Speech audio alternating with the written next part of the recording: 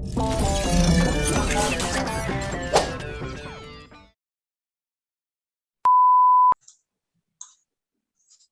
semuanya, kami dari kelas Liburan Malam B. Perkenalkan, nama saya Felicia Jesslyn. Saya Tenanda Swamitra. Dan saya Charlie Songso. Kehadiran kami kali ini akan membahas sedikit mengenai topik diskriminasi dan prasangka. Ya betul, prasangka dan diskriminasi sudah terjadi sejak zaman dahulu. Ya, bukan hanya di Indonesia, bahkan di luar negeri juga sering terjadi diskriminasi.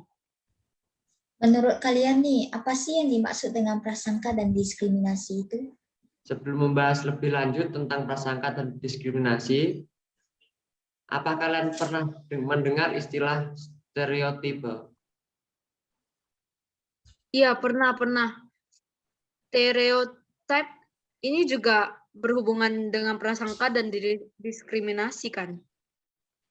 Benar sekali, menurut hasil pencarian saya, stereotip ini merupakan fondasi untuk terbentuknya prasangka dan diskriminasi. Oh, maksud dari stereotipe itu apa ya? Stereotip dianggap sebagai komponen kognitif atau pikiran baik positif maupun negatif, yaitu keyakinan tentang kelompok sosial dalam hal trait atau karakteristik yang dipercaya dimiliki oleh kelompok tertentu. Misalnya, ada yang meyakini bahwa sifat orang Batak itu kasar, pemarah, namun sebenarnya baik dan apa adanya. Nah, dari penjelasan stereotip inilah yang bisa memicu terjadinya prasangka dan diskriminasi. Prasangka itu sendiri merupakan komponen afektif ataupun perasaan negatif yang kita miliki terhadap kelompok tertentu. Misalnya, kita tidak suka melihat orang yang etnisnya berbeda dengan kita maupun agamanya yang berbeda dengan kita. Oke, berarti diskriminasi itu merupakan komponen kognitif atau perilaku negatif yang membedakan anggota kelompok sosial tertentu.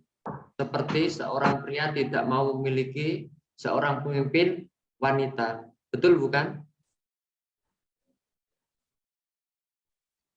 Iya, betul sekali. Selain dari stereotip, ada juga sumber lain yang dapat memicu terjadinya prasangka dan diskriminasi ini. Di antaranya seperti konflik antar kelompok, pengalaman awal dalam pembelajaran sosial, serta kategorisasi sosial. Nah, berhubungan dengan prasangka dan diskriminasi, ada nih satu contoh kasus yang berhubungan dengan topik ini, yaitu kasus kematian George Floyd. Oh, saya tahu kasus ini. Kasus ini terjadi dalam beberapa tahun ini kan, bukan? Iya, betul-betul. Kasus ini sempat viral pada masanya kematian George Floyd ini karena pembunuhan, bukan? Betul, George Floyd seorang pria berkulit hitam yang dibunuh oleh petugas polisi Amerika Serikat. Kira-kira bagaimana kronologi awalnya terjadinya kasus ini? Kejadian ini bermula usai George Floyd membeli rokok dengan uang kertas palsu dengan senilai 20 USD atau sekitar 289.000 rupiah di sebuah toko serba ada Cup Foods, Minneapolis, Minnesota. Pegawai toko pun mengadukannya kepada polisi lewat telepon dan mengatakan bahwa pria 46 tahun itu mabuk dan sudah mengendalikan diri. Susah mengendalikan diri. Tak lama kemudian mobil polisi tiba di lokasi kejadian.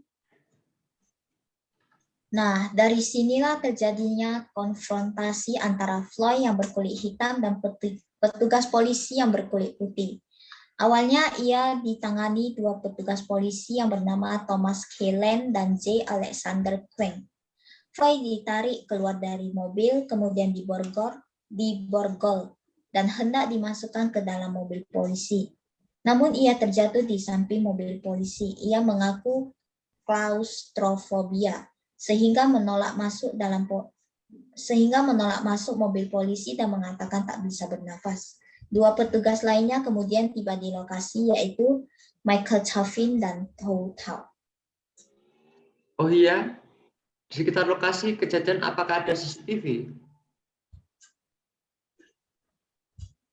ada rekaman CCTV menunjukkan Kueng bergelut dengan Floyd di bangku belakang. Setelah itu, Chauvin menyeret keluar Floyd dari bangku belakang sehingga pria kulit hitam itu jatuh tertengkurap dalam kondisi masih terborgol.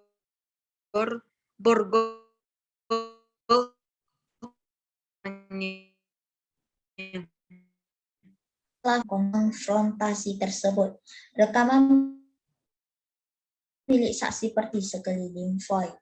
Disinilah terlihat jelas Floyd tengkurap di tanah dengan petugas menekan leher, dada, dan kakinya.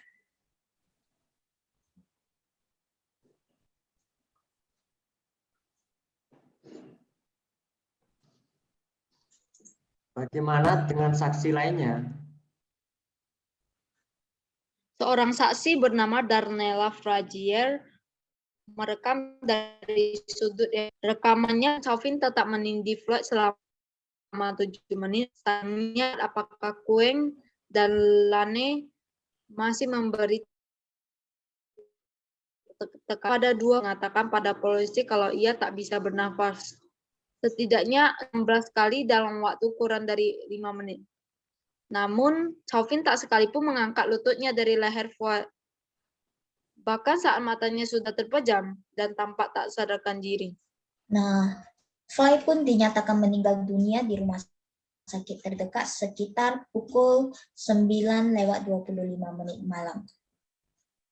Menurut hasil pencarian saya, dikarenakan hasil autopsi independen berbeda dengan hasil autopsi otoritas. Hasil autopsi awal oleh kantor pemeriksaan medis wilayah Enfield, kantor mengklaim pria kulit hitam itu meninggal karena efek gabungan dari tekanan, kemungkinan mabuk, dan masalah kesehatan bawaan termasuk penyakit jantung. Namun laporan itu kemudian dipengaruhi dengan menyebut penyebab yaitu adalah gagal jantung dan nafas saat sedang ditahan petugas penegak hukum. Disebutkan pula kondisi signifikan lainnya, yaitu penyakit jantung arteriosklerotik dan hipertensi, keracunan, hipertensi, penggunaan metamfetamin baru-baru ini. Sementara itu, laporan independen para ahli medis untuk pihak keluarga yang dirilis tanggal 1 bulan 6 menunjukkan hal yang berbeda. Kematiannya dinyatakan akibat sesak nafas.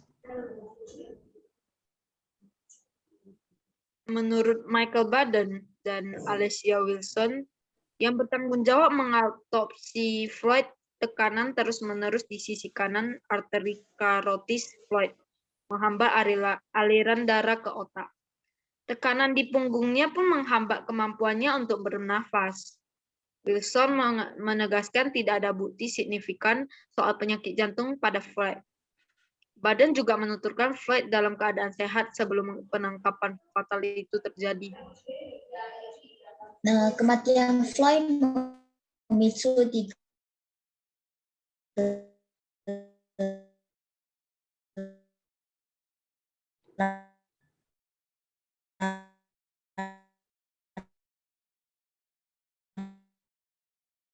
protes massal melakukan aksi vandalisme, penjarahan, pengrusakan hingga pembakaran bangunan. Aparat anti huru-hara pun menghadapinya dengan gas air mata, peluru karet, dan bom asap. Bagaimana dengan 4 petugas polisi yang menindih George Floyd? Kepolisian Minneapolis menyatakan 4 polisi yang terlibat dalam insiden ini telah dipecat dan sedang diselidiki. Chauvin ditahan pada 29 Mei dan menjadi polisi kulit putih pertama di Minnesota kulit hitam. Insiden George Floyd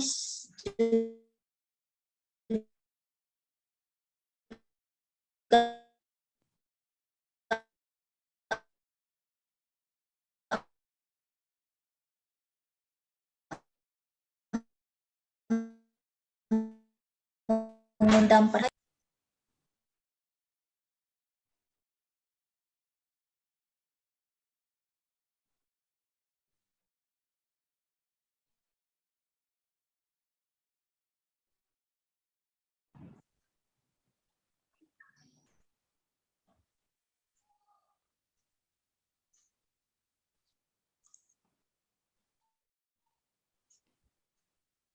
Baik, nah contoh kasus prasangka dan diskriminasi kan sudah kita bahas sebelumnya. Sekarang kita akan bahas tentang target prasangka. Target prasangka ada beberapa macam diantaranya seksim, raksim, eksim, prasangka terhadap homoseksual, dan prasangka terhadap penderita cacat fisik. Menurut kalian, kasus Girl Givat target prasangkanya lebih ke arah mana?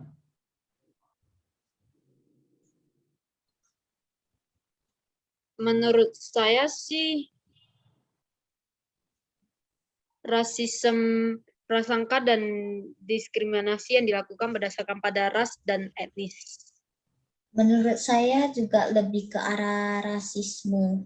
Rata-rata penyebab diskriminasi itu dari tindakan rasis. Kebanyakan orang menjadi lebih sensitif jenis. Nah,